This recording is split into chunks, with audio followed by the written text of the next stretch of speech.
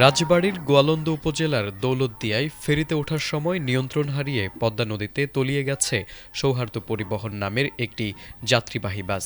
আজ বুধবার বিকেলে ৩ নম্বর ফেরিঘাট এলাকায় এই ভয়াবহ দুর্ঘটনা ঘটে।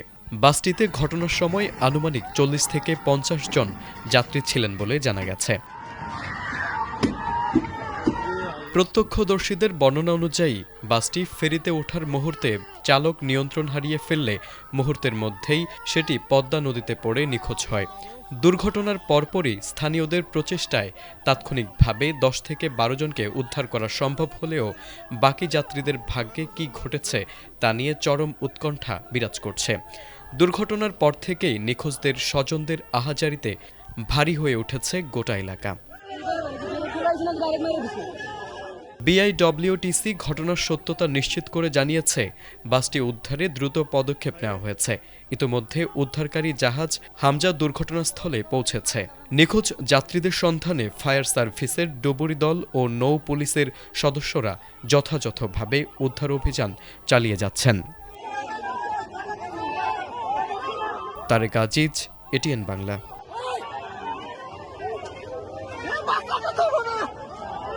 বহু মানুষ আছে তো বাসের ভিতরে।